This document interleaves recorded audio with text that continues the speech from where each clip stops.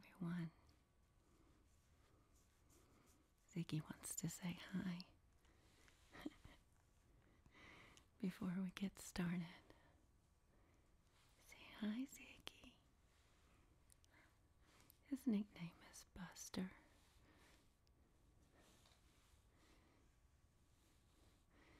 His middle name is Button.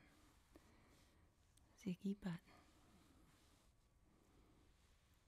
Yeah. He's a sweet boy. Look over here. Come here. Look over here. Look. Oh, there he is. There he is. All right. You can go. All right, so Ziggy has moved on. He's over on the couch here beside me. He might decide to make an appearance again. So, I'm here today to show you some of my favorite items from the 1960s that I use for props. And in between, I would like to take a stab at what I would call the most difficult questionnaire ever written by Jeannie B. ASMR. As soon as she posted her video and tagged several ASMR artists, and I listened to the questions, I immediately knew I was going to make this video, but when I started to prepare for it, I realized that I really didn't have a lot of answers already in mind. So I've spent quite a bit of time thinking about how I would answer Jeannie's questions, which I just think is funny. I guess she should be a psychologist. So, let me start with a few of my favorite things. Maybe I'll start with one of the most meaningful things. I've used it as a prop, but it is technically not from the 60s. And those of you who love Mad Men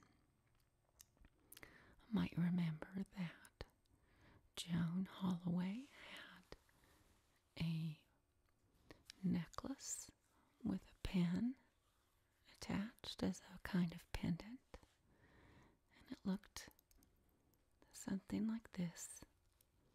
I think I've worn this in 2 videos when I was a secretary or something like that. And it really reminds me of Joan. But more importantly, it reminds me of my mom. If you've been watching me for very long, or if you've watched my fabric store videos, I've got 2 of those, 2 or 3 of those. The first one I dedicated to my mother, who died in 2001. She was many things, but one of the things she loved was being a seamstress. And that's how she would say it. She loved to sew. She made my wedding dress. She made so many clothes for me and my brother growing up. This was hers, and it's not a pin.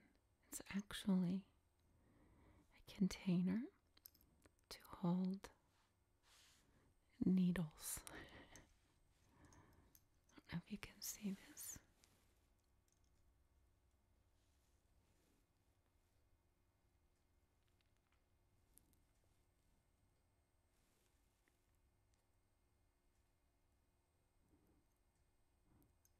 has the little cap and a chain that holds the cap on in case you open it while you're wearing it. So there's the little chain, and then the longer chain.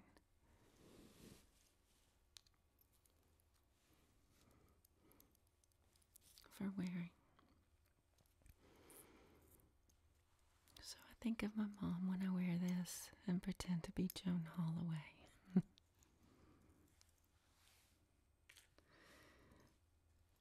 Another prop that several of you have been asking about, and my apologies, this is a bit dusty, is this little puppy. Several of you saw it in my Tupperware party video and asked what it was. It was on the tray where the women, the guests of the party, had to study the tray full of all these little tchotchkes and try to memorize what was on the tray. And then after the tray is removed, they have to write down as many things as they can remember. But this actually made its debut in the Flamingo Motel. I absolutely love it. It's very, very vintage. And as you can see, maybe right here it says letters in gold. So you just put your mail there. It could be unopened mail, it could be bills after you've wrapped everything up and licked the envelope and stamped it and put it there ready to be mailed, or other greeting cards. You could use it. My grandmother had one of these on her desk that was sort of in an entryway when you first walked into her house. This was not hers, but it reminds me of her. And it's just adorable.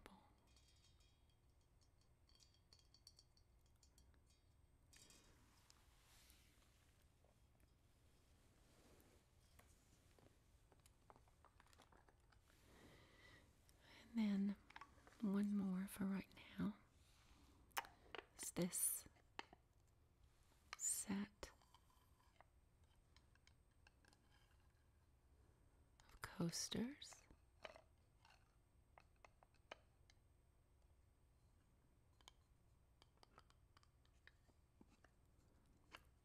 I've used this in several of my executive videos where I am a CEO of Stearns department store. So I'm not a secretary, I'm the boss. And she has lots of things at her disposal on her beautiful desk and ready access to all manner of drinks, including water. And so she has this set of coasters.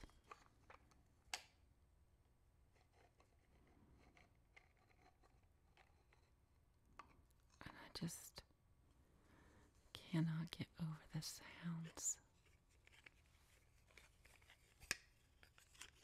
that these make.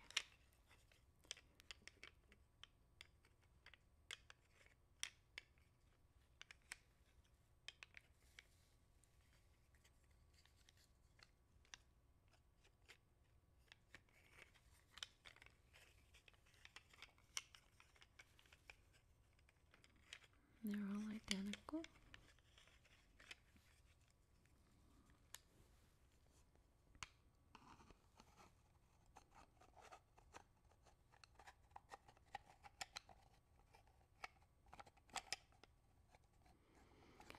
So now I'll get started with the first part of the questionnaire.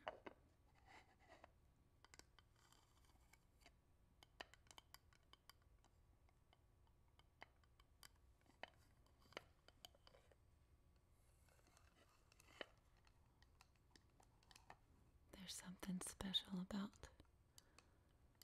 hollow wood. I'm always reminded of Maria's magic hairbrush. It sort of makes a similar sound.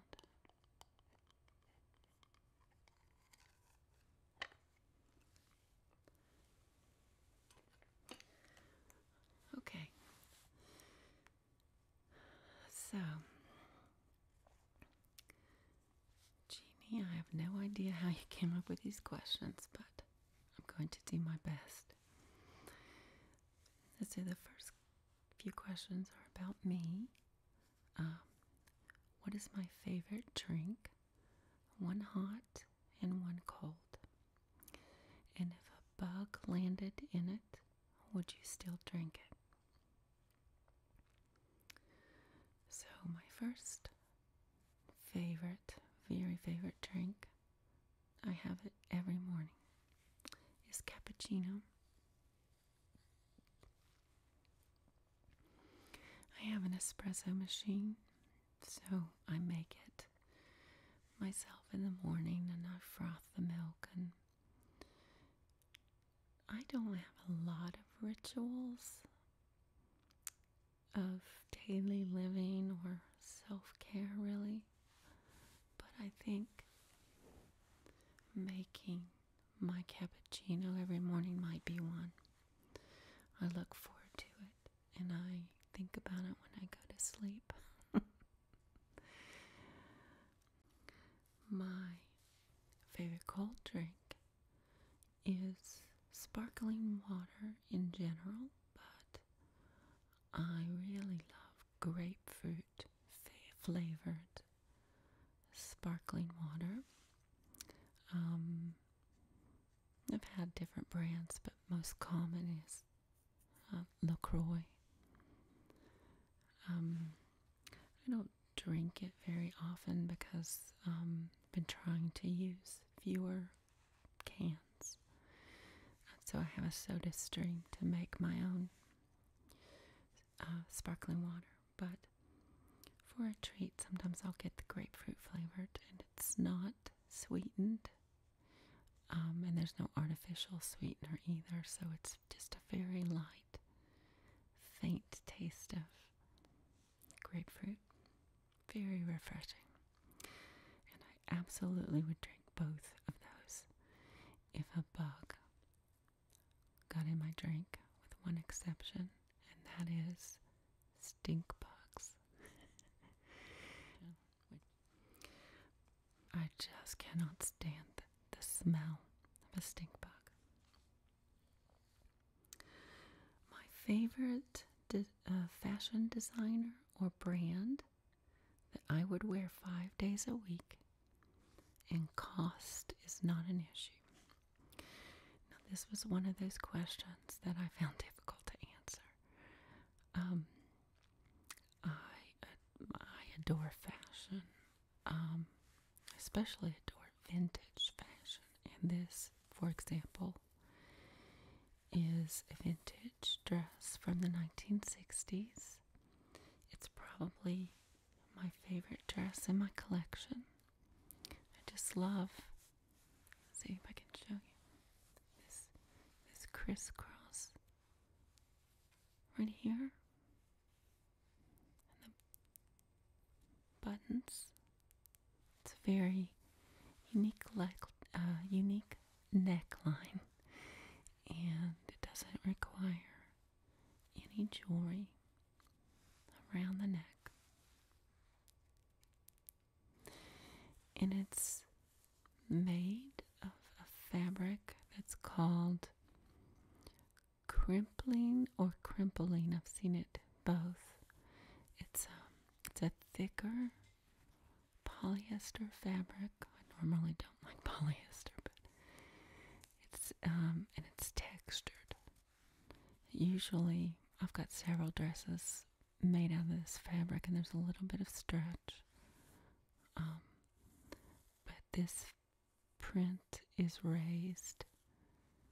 You can feel the design.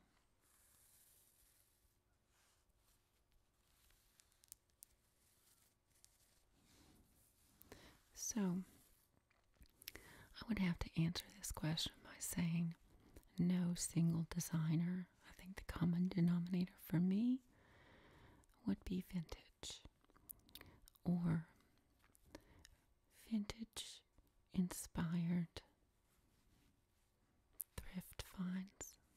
It doesn't have to be from the 60s, but I find lots of things, even from 10 years ago, that might have some vintage flair. And I like to put outfits together,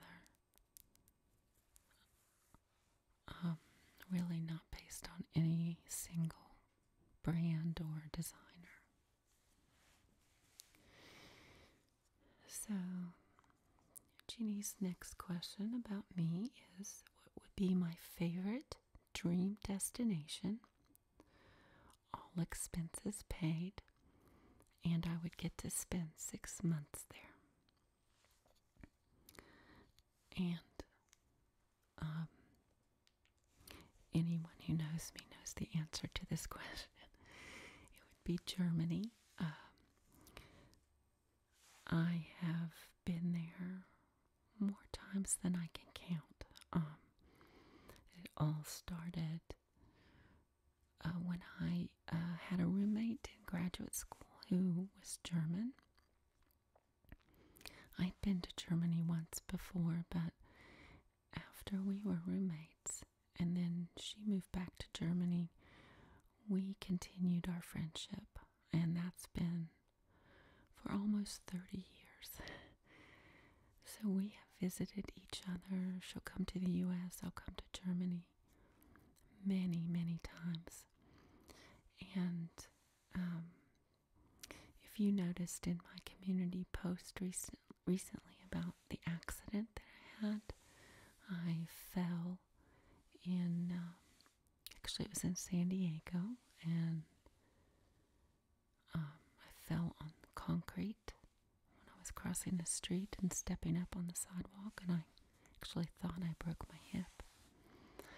But that was toward the end of a girls' trip with my German friend. So even though I live in Ohio, we both met in San Diego and had a wonderful time.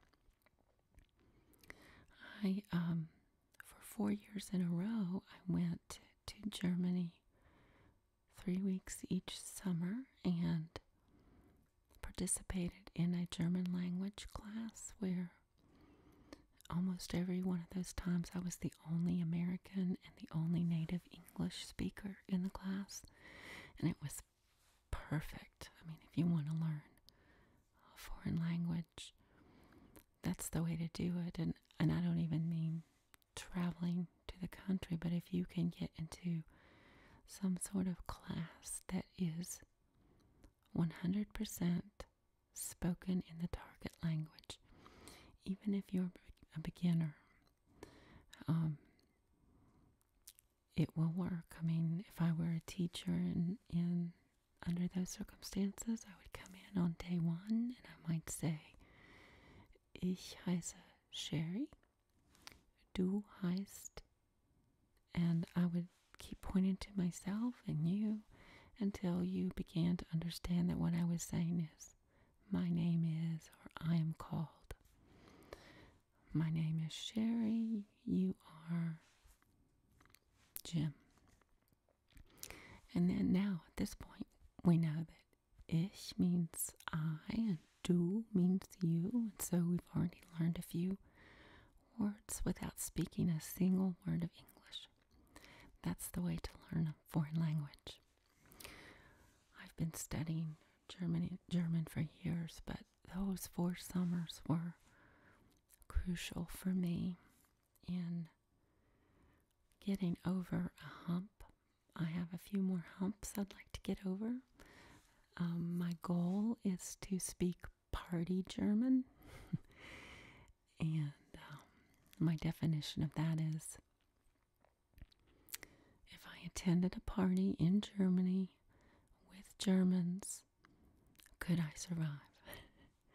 Could I walk around and eavesdrop, come into a conversation that was already going on in German, listen for a little bit, join in, and so forth? That's very hard for me to do.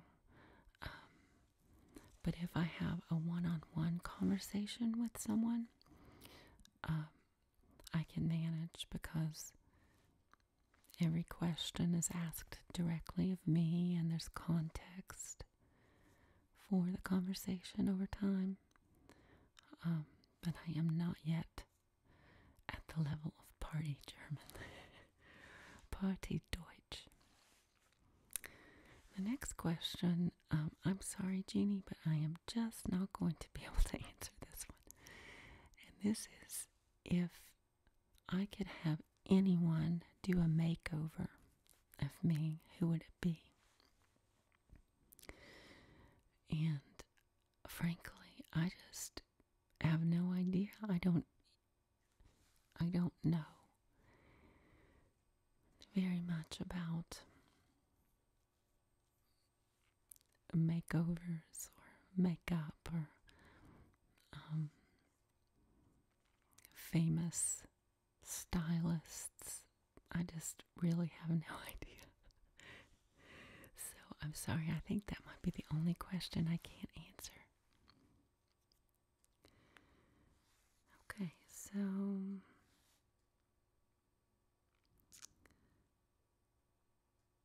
the last question about me is, do I dance or sing?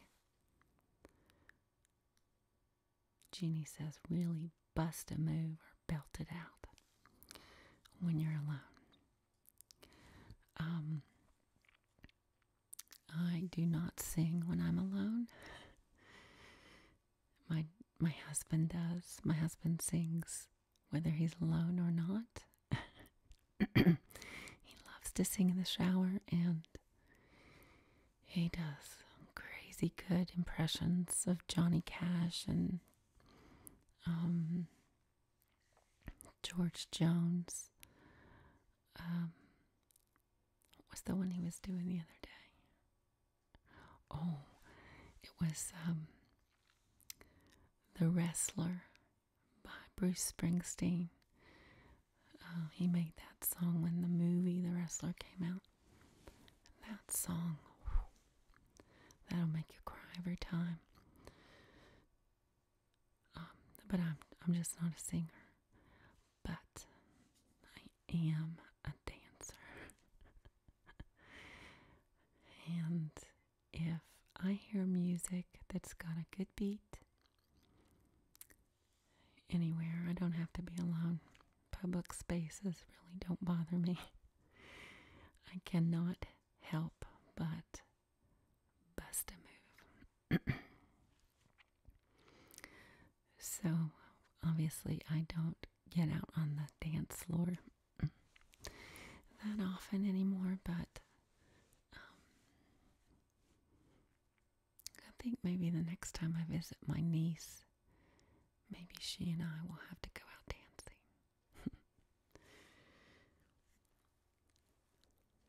So those are the first 5 questions. And we'll take a pause here and I'll show you a few more of my favorite things.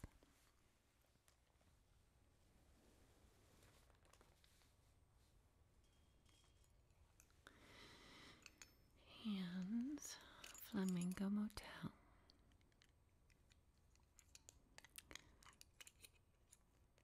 These are the motel keys that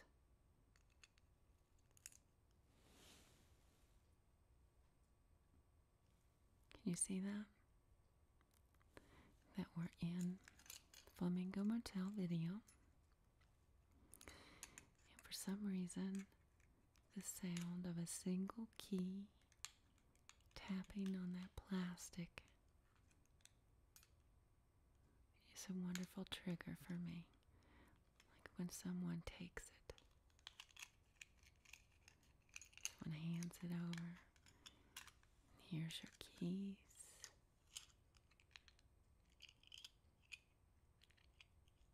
Oh, I love that sound.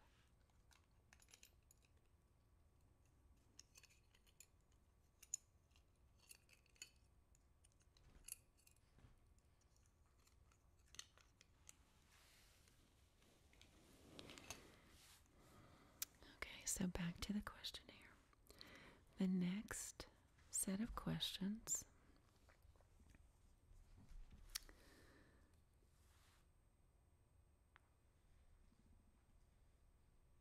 are all about a deserted island. I'm on a deserted island. There's food and water, so I won't die. Okay, that's nice.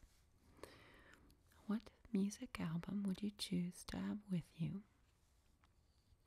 And I have a way to play it. And I'm going to break the rules here because I could not decide between two.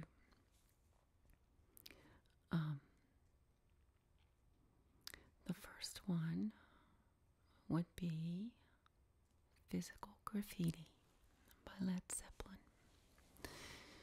And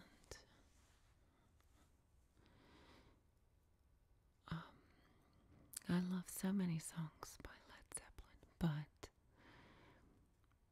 I think personally the most beautiful, stunning love song that has ever been written is 10 Years Gone by Led Zeppelin, and it is on Physical Graffiti.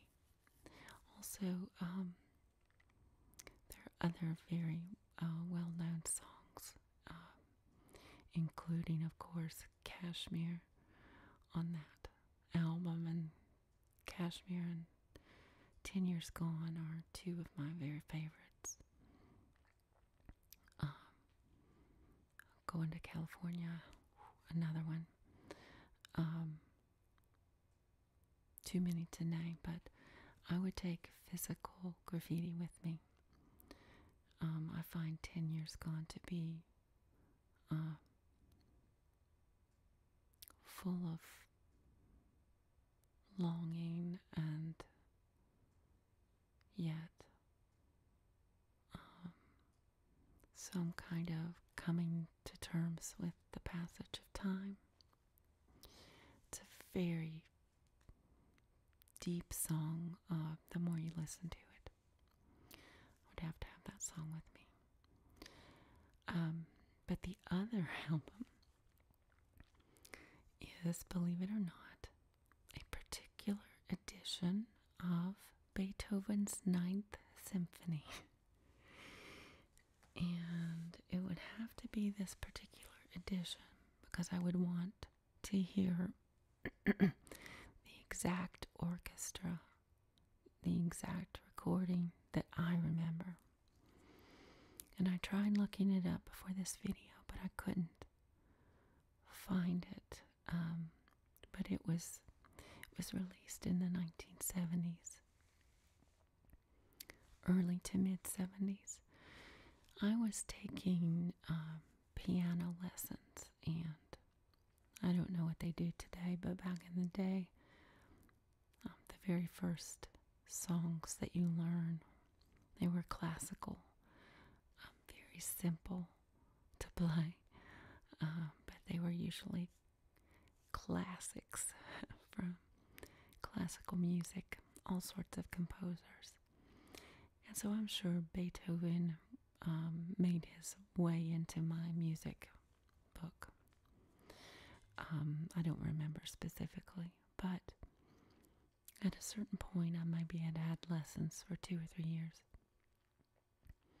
My parents got me this album for Christmas, Beethoven's Ninth, and I remember the cover was sort of a dark blue or dark purple. I would know it if I saw it, but again, I couldn't find it. Ode to Joy is in that symphony, but that is not the part that just grips me.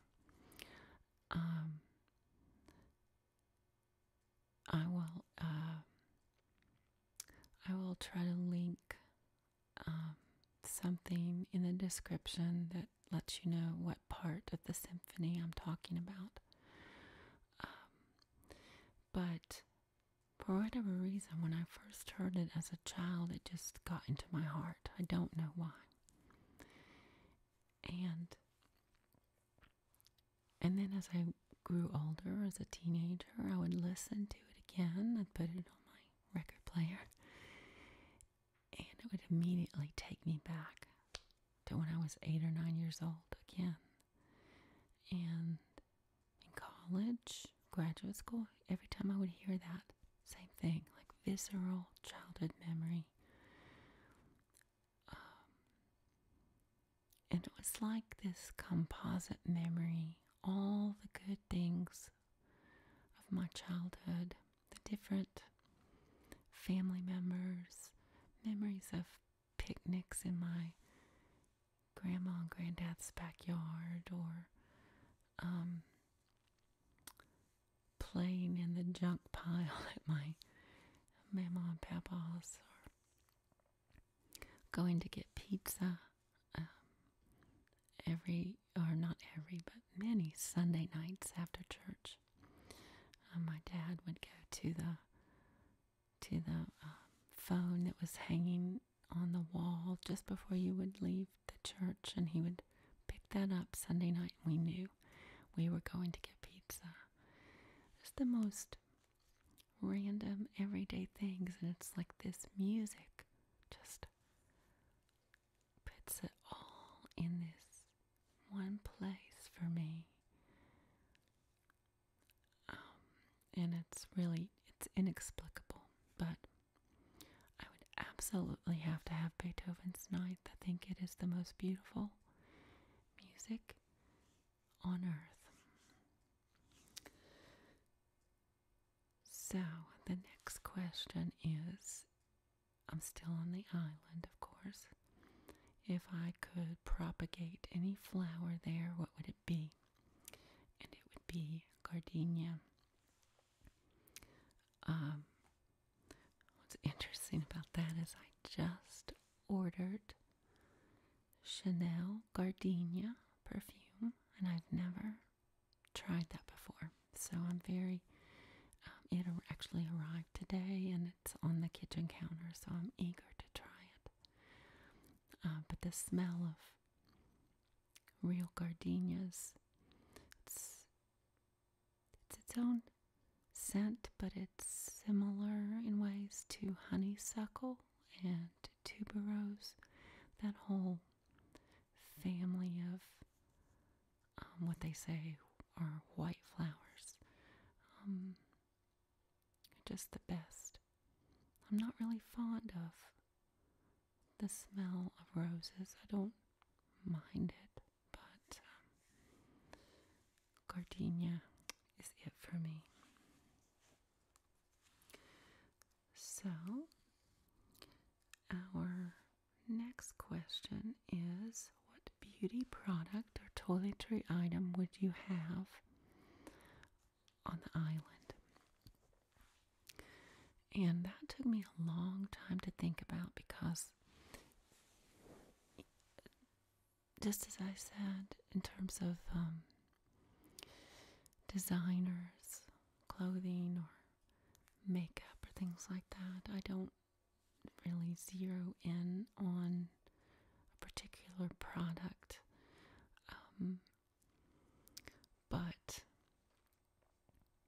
when I really thought about it, I suddenly remembered my mom used to, well, way back in the day, she wore Avon.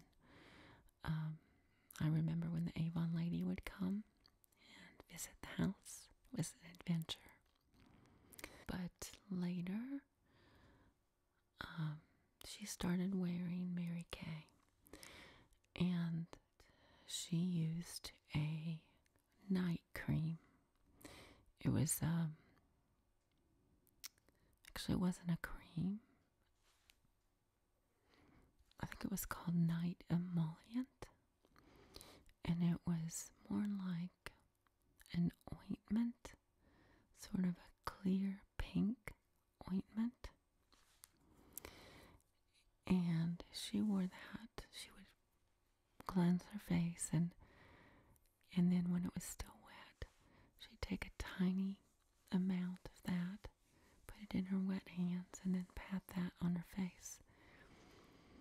My mother had the softest, most beautiful skin, and that's one of the things I remember about her. I remember giving her hugs when she had gotten ready for bed, basically. And I would give her a hug, and I would feel her cool cheek against mine, and I would smell that Mary Kay Night Emollient. Some years after she died, I purchased some, and I have it in my medicine cabinet. Every once in a while, I will put some on my face before I go to bed, or I'll just open it up and take a little sniff. I would have that with me on that island. The next question is, if I could give voice to any animal and have that animal with me on that island, what would it be? And I would imagine most of us would say a dog or a cat, right? For me, of course, it would be a dog. You've met Ziggy, who has now moved over to this couch and is resting peacefully. My whole life, I've had dogs since I was 6 years old, and I would give anything to get into their brains. That's certainly a fascination of mine, if dogs could talk. The next question is, you get 2 books to have with you, one fiction and one nonfiction. And I must read them over and over. What would they be? Okay, so I've had about 10 different answers to this question before I settled on my answers. And the reason is, I am a former English professor, specifically British literature, but I also taught junior high and high school English, so I've taught the gamut of American and British and world literature and translation. There's so much for me to choose from to answer that question. But what hung me up was that I have to keep reading them over and over again. So, some of my very favorite books have been heart-wrenching and painful to read. And they may be my favorite, but I'm not sure I would want to have to read them over and over again. So that was my dilemma. So my fiction is, this is Michael Cunningham's The Hours, and this edition was published after the movie came out, with Meryl Streep, Julianne Moore, and Nicole Kidman. And I think this is one of the most beautiful novels I've ever read in my entire life.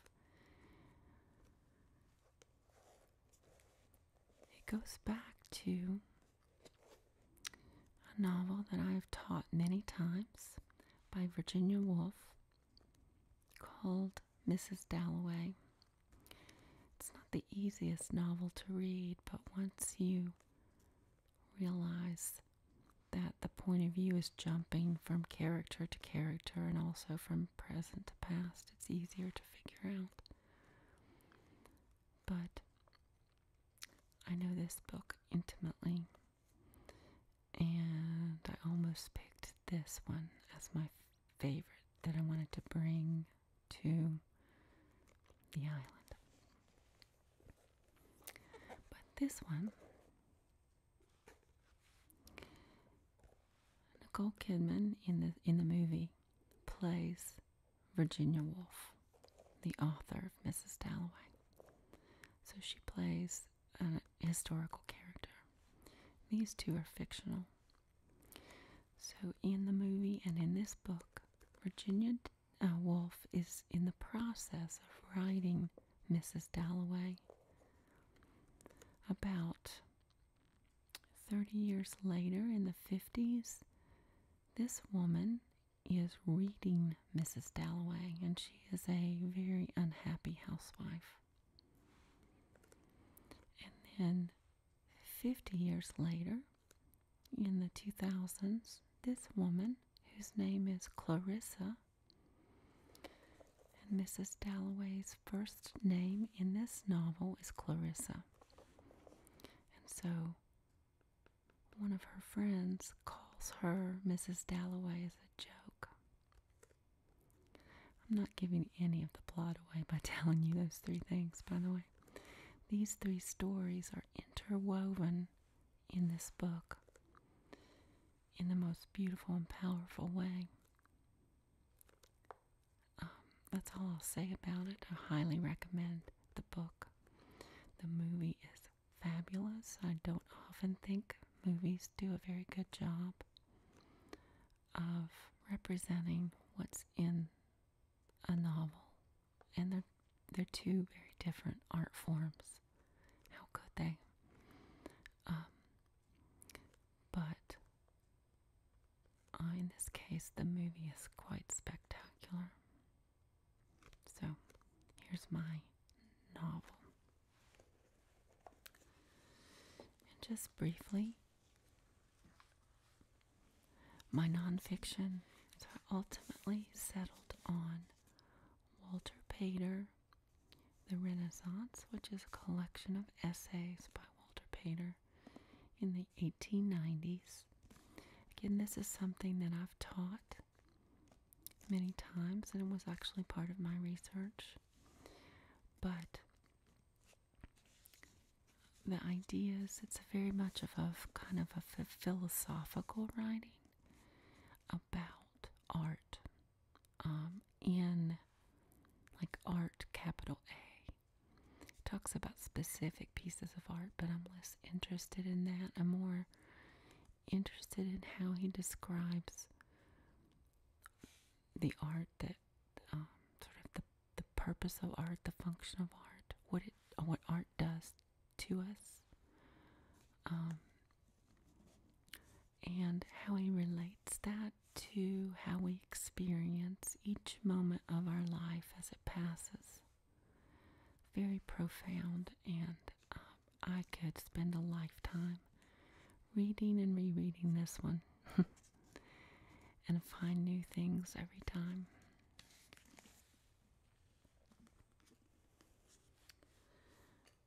And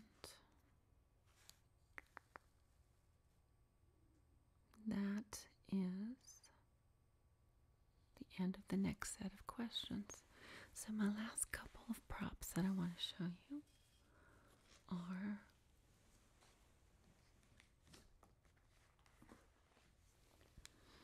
two items that in an analog world of the 1960s were used quite often to organize things. things. This one has 31 numbers, so one could organize by days of the month. Then you could find the number or the date, open it up, put it there, close it, and then continue sorting. The interesting thing about these is that when you open them, there's a hole, and that way you know if you have any documents in the binder, if you've left anything in it after you've done your sorting. I've got another one that is alphabetical, and then this numerical one. What's funny, of course, I like that trigger.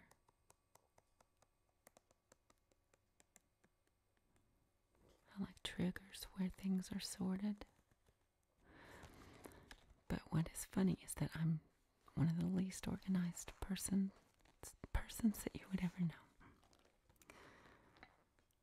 But something that several of you have mentioned and loved is the sorter that I use in the library.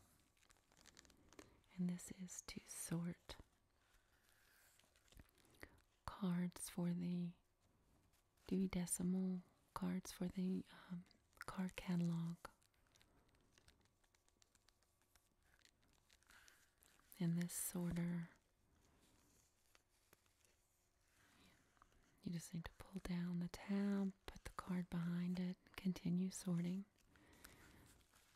And then when you're done, you can pull everything out from a single number and then resort those. So you can just keep using the same sorter to sort down by digit. I love this. I could not believe it when I found it.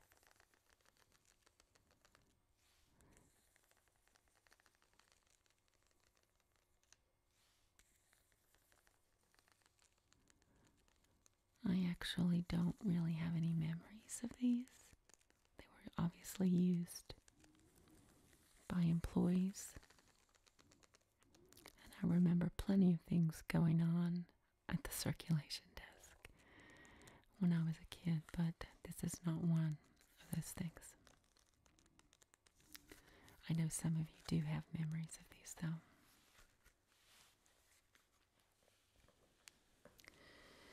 So my last 5 questions are, without a doubt, the hardest ones.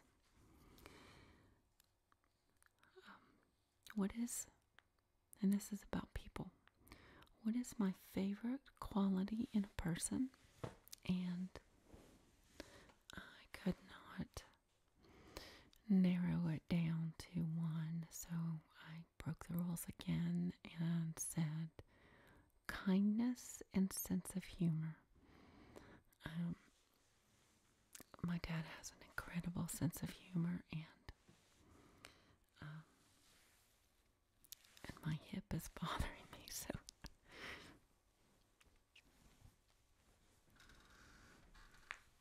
let me just reposition.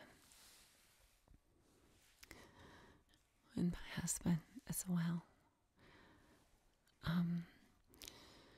I know lots of people with a great sense of humor, but that alone is not enough. There's so much horror in the world that the choice to be kind to someone, I think, is maybe what I value most.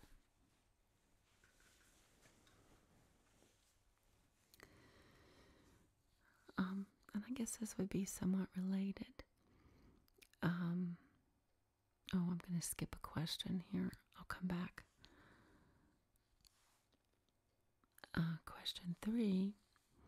What superpower would you bestow upon certain people if you could?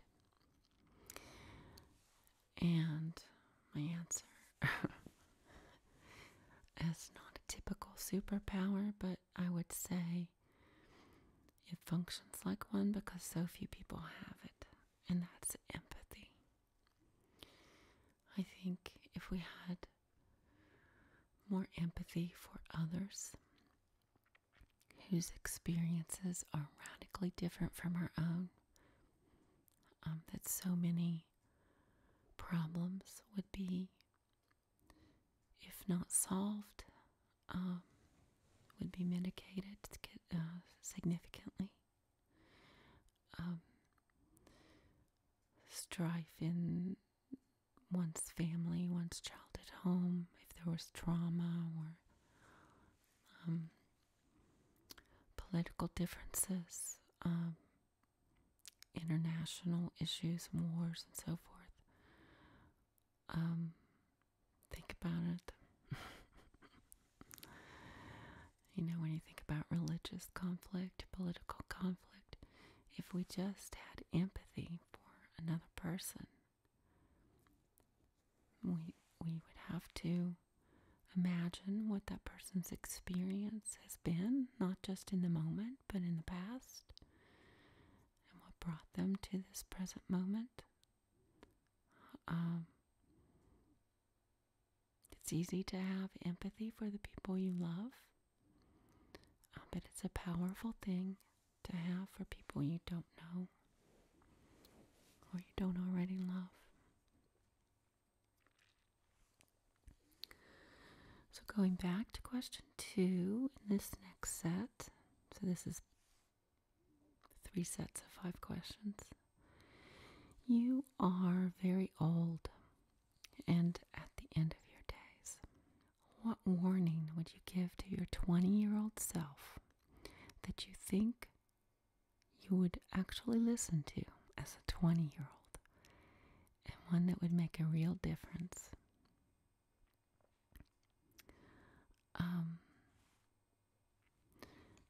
I'm not sure if I would have listened to this,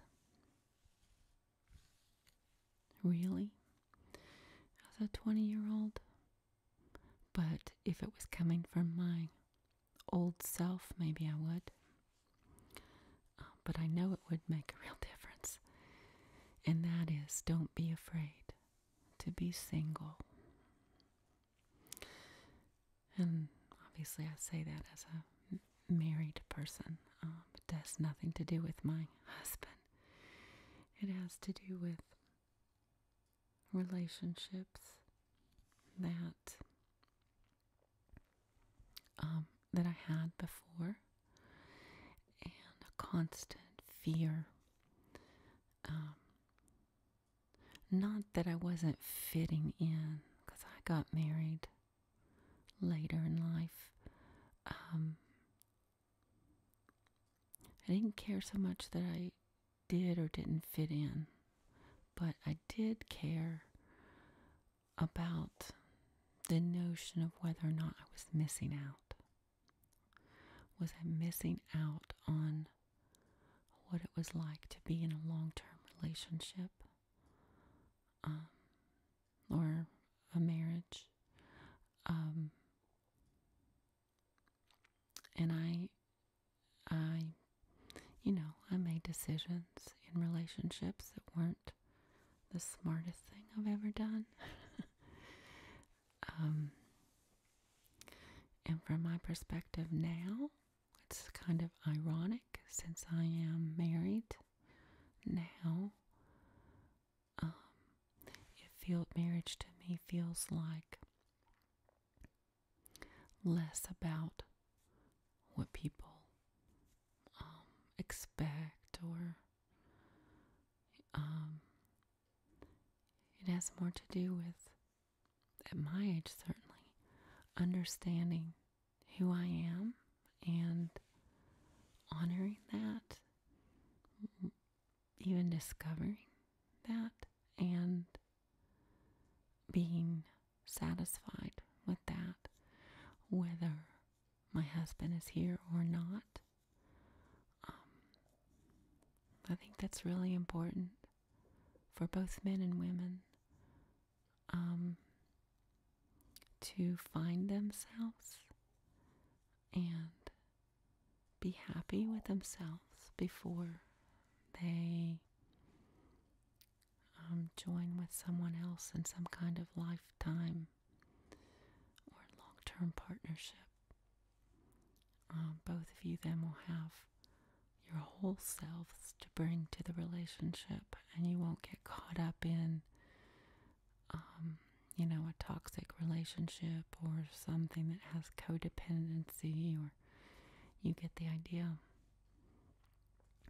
Don't be afraid to be single.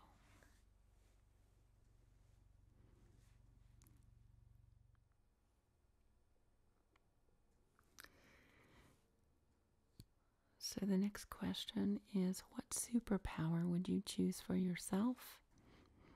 And that's easy. That has always, always, always been time travel. No surprise, given the theme of my channel, but I'm not only fascinated with the 60s, but also with any time period. I'm fascinated with history, with the way human beings have lived their lives over eons, and I would not want to participate in any time to which I traveled, but I'd rather be a fly on the wall, an invisible observer of what's going on. That would be fascinating. I would never watch television again if I could do that.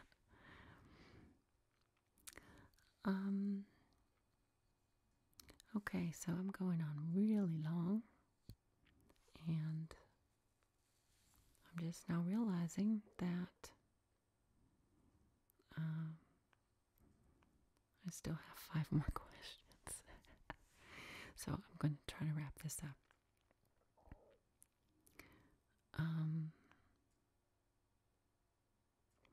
If you could be anyone other than yourself for 1 year, who would that be? Very difficult question for me until it dawned on me. Betty White. My only request would be that in the year that I was Betty White, could I be her at different points in her life, 1 month at a time, because she had one hell of a life, and I would love to have, a month when she was a little girl, a month when she was in her 20s, in her 30s, in her 40s, all the different things that she did, not only in show business, but also her work with animals, her love of animals. She's a fascinating woman. What one past person would you benefit from spending a day with? And this can't be family. Again, a very difficult question for me, but I finally realized the answer was RBG. And she obviously is, one of the most influential women who ever lived. But I find myself even more fascinated with her career before she was on the Supreme Court, especially when she was a professor of law. And I certainly identify with that part of her identity because I was a professor too. Here's a picture I just love. It's from the 1970s. And here she is encouraging students in her seminar on sex discrimination law to assist her in preparing to argue on behalf of the Women's Rights Project before the U.S. Supreme Court. So here she is in the classroom. Let's see if we can get that in focus. There we go. And I just love that image of her. It's a very familiar scene for me. I loved teaching Victorian literature, and I also taught women's studies. I could go on and on about RBG, but like I said, I'm going long. What era or period in time would you want to go spend 6 months in? I probably don't even have to answer this question. You can guess. Next question. It's 1850. You get to go back for 1 year in any profession. What profession would that be? Assume you have the education for it. At first I was thinking teacher in a one-room schoolhouse or something like that.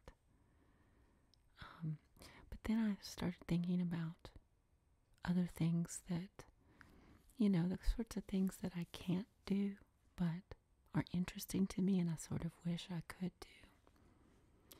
And my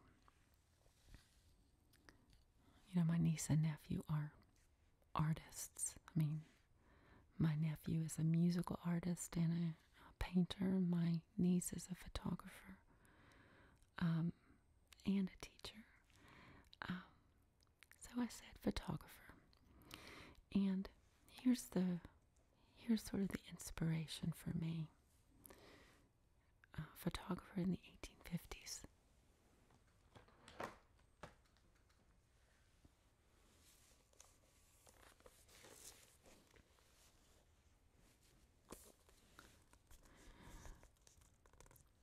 Julia Margaret Cameron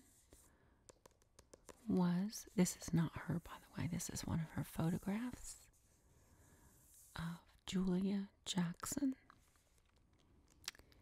who would go on to become the mother of Virginia Woolf during her second marriage. But Julia Margaret Cameron was, I believe, Julia Jackson's aunt. So there's a connection. She's photographed quite a bit. But Cameron's photography in the middle of the 19th century, the 19th century, is just unbelievable. I'm just going to show you one picture.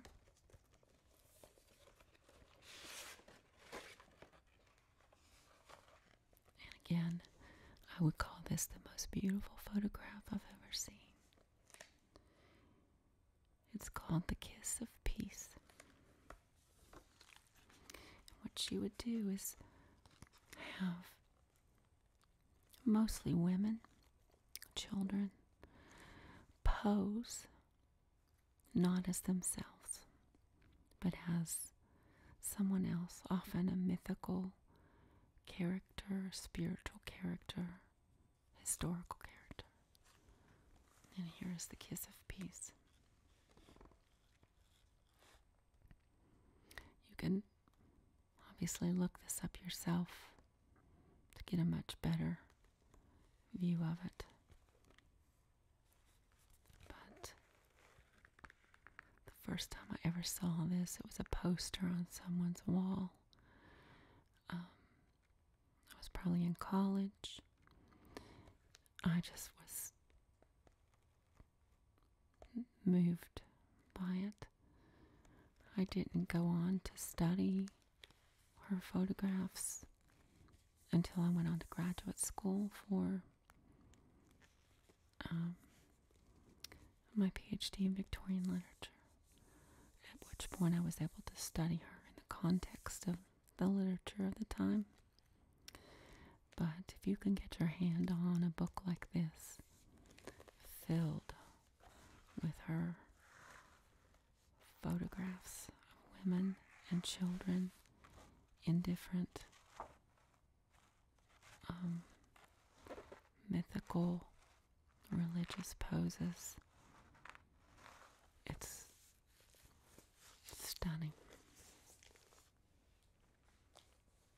I think it would be interesting to work alongside her and also learn the technicalities of photography back then, which were very different than they are today. And what historical figure would you want to bring into the present and show them current events for a month? And I've got two here. I'm just going to talk about one, and that's Anne Frank. I think, it would be wonderful for her to see the world that she didn't get to see because her life was cut short. She was born after one of my grandmothers and before the other one. No, let me think. No, she was born after both of my grandmothers. She was about 7 or 8 years older than my father. So, pretty much the things that my father has seen, he's still alive, about to turn 86. Those are the things that she didn't get to see, that she missed. But I think the reason I chose her is because her diary, I can't remember if she was 15 or 16 when she died in a concentration camp. But her writing, her point of view, her even, I would say, philosophy, even though she probably didn't realize it, her worldview, maybe it's, I don't know if it's her epiphanies about life or epiphanies that I had while I was reading her diary, but she had vision, sight, and it would be so interesting to be able to talk to her and hear what she has to say about today. And the last question is, what historical family would you choose to be a member of and why? And I could not answer that question. The closest I can come is the Ingalls family. But that's only out of a kind of idealizing of that family that started when I read the Little House on the Prairie books by Laura Ingalls Wilder, and continued when I watched the TV series. So much so that my mom had oil lamps. You'd put the clear oil in the bottom, and then you'd have a thick fabric wick. And at some point, I asked her to get one of them out of the attic or something and fill it up and set it up for me in my bedroom. And then I would do my homework at night by oil lamp. I don't know. I was probably 8 or 9 years old. So, yes, I had a very idealized understanding of what pioneer life was.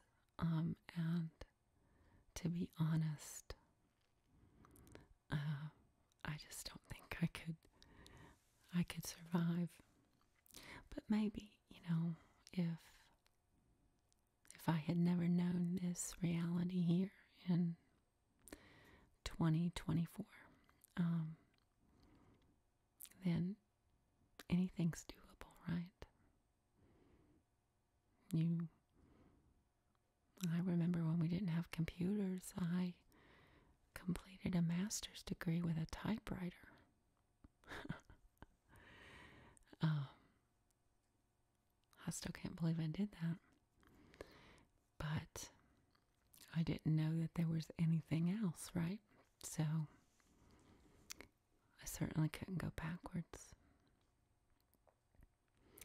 Anyway, this is a way too long video reflection on myself, the things that I value, the things that I love, a few of the props that I love, and it was inspired by Miss Jeannie B. Thank you, girl, for tagging me and making me really think. Talk to y'all soon. Bye-bye.